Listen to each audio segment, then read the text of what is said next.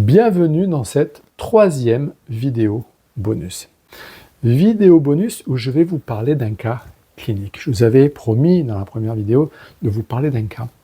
Et je vais le faire aujourd'hui. En fait, je vais le faire tout simplement parce que j'ai l'autorisation de cette personne de pouvoir parler d'elle. Quand je dis que nous avons ce pouvoir illimité en nous, ce pouvoir de transformation, ce pouvoir de tout changer, ce n'est pas une vue de l'esprit. Je passe mon temps en entreprise à expliquer et à dire que nous sommes des super-héros en puissance qui s'ignorent. Nous avons un pouvoir illimité.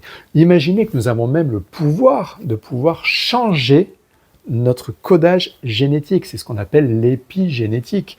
En fonction des pensées positives ou négatives que l'on a, on va modifier non pas nos gènes, mais l'activation ou la désactivation de nos gènes, sachant qu'on a 15% de gènes actifs et 20% de gènes inactifs.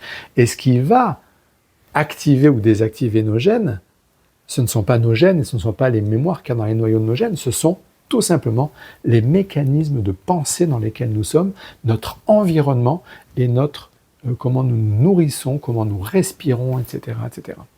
Donc nous avons un véritable pouvoir illimité. Et pour que vous compreniez ce pouvoir illimité, je vais vous parler d'un cas clinique qui m'a été amené, on va dire, au travers d'une formation que j'ai faite pour un groupe partenaire que je ne citerai pas, mais un groupe médical, un grand groupe médical international.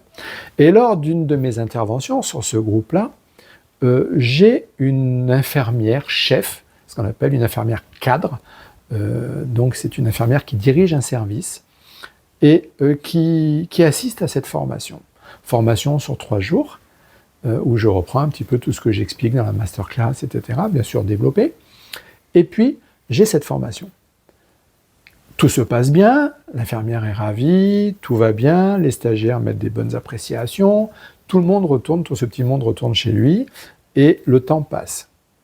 1 an et demi après cette intervention, qui se trouvait donc à Suresnes, région parisienne, je reçois un mail de Sana, cette fameuse infirmière chef, qui m'envoie un mail pour me tenir informé de l'évolution. Pensant qu'il s'agissait en fait de l'évolution du groupe, je lis le mail, je regarde, et là, surprise, en fait, elle me parle d'elle. Et là, elle m'explique, Sana, quelque chose qu'elle ne m'avait pas dit lors de la première, lors de l'intervention, c'est-à-dire des 3 jours en présentiel, c'est qu'elle souffre, du moins elle souffrait, et elle souffre toujours d'une pathologie, qui est une pathologie génétique, qui s'appelle une spondylarthrite ankylosante, ou pelvis spondylite rhumatismale, peu importe le nom, qui est une maladie génétique, avec un gène qui s'appelle le gène HLA-B27, qui est donc un gène qui vient créer une symptomatologie, qui est une symptomatologie de poussée inflammatoire récurrente, et c'est à chaque fois qu'il y a une poussée inflammatoire, la personne s'enfonce dans une ankylose, c'est-à-dire une espèce de blocage, toutes les articulations se verrouillent, se bloquent, pour finir, in fine, dans un fauteuil roulant, à ne plus pouvoir bouger avec une ankylose totale ostéo-articulaire. C'est les mécanismes. Et donc, chaque fois qu'il y a des poussées inflammatoires, les personnes sont obligées d'être sous corticothérapie pour pouvoir ne pas souffrir pendant ces poussées inflammatoires.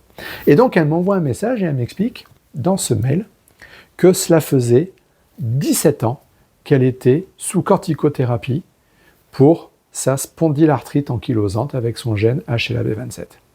Et que suite à cette formation qu'elle avait suivie avec moi, eh bien tout simplement, les douleurs, les poussées inflammatoires avaient complètement cessé.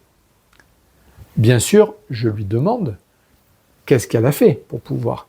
Et elle m'explique, en fait, elle a juste mis en place 20% de ce que je lui avais expliqué. Je passe mon temps à dire à mes stagiaires, changez 20% de vos habitudes, c'est la fameuse loi, le principe de Pareto, changez 20%, ça impactera 80% de votre vie. Elle a changé 20%, elle a travaillé sur cette libération émotionnelle, elle a rééquilibré d'un point de vue acido-basique son corps, elle a fait attention à ses index glycémiques, c'est son fameux cortisol dont je parlais dans la vidéo précédente, et puis elle s'est libérée émotionnellement.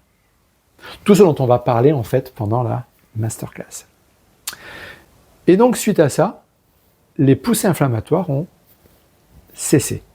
Elle est retournée voir son médecin, ses médecins qui la suivaient, qui ont refait des tests pour voir où en était son gène HLA-B27. Et là, surprise, son gène est toujours présent, puisque bien sûr l'ADN est immuable, il ne change pas. Par contre, l'activation et la désactivation, eux, peuvent évoluer.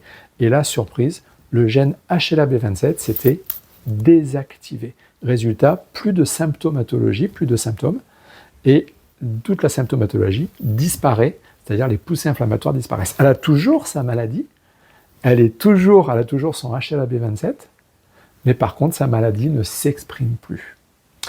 On est là dans un cas parfait et concret d'épigénétique. Nous avons ce pouvoir. Vous avez ce pouvoir absolument extraordinaire de pouvoir aller jusqu'à modifier votre épigénétique. Mais pour pouvoir ce faire, encore faut-il connaître les clés, savoir quelle porte ouvrir, avec quelle clé. Et ensuite, une fois qu'on le sait, faut-il le décider, c'est-à-dire acter et décider de changer des choses. C'est toute la différence qu'il y a entre savoir, donc intellectualiser, et conscientiser. Et la conscience, je sais qu'il faut faire ça, ou j'ai conscience qu'il faut faire ça. C'est deux choses différentes. Je sais, c'est intellectuel. Je sais qu'il ne faut pas fumer. Je sais qu'il ne faut pas boire de coca, que c'est plein de sucre.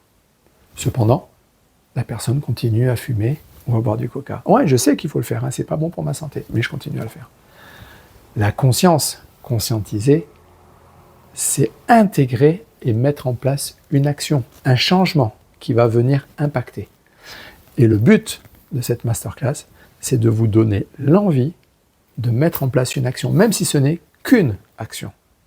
Cette action-là, comme pour Sana, elle peut radicalement changer votre vie parce que la nature humaine est absolument extraordinaire et que nous avons un pouvoir extraordinaire, c'est celui de pouvoir changer jusqu'au niveau le plus intime de notre être, à savoir au niveau du noyau de notre chaîne d'ADN, noyau cellulaire.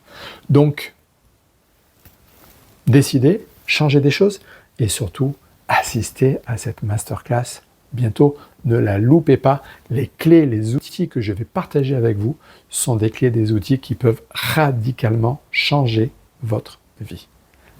À très bientôt. Je vous attends à la masterclass.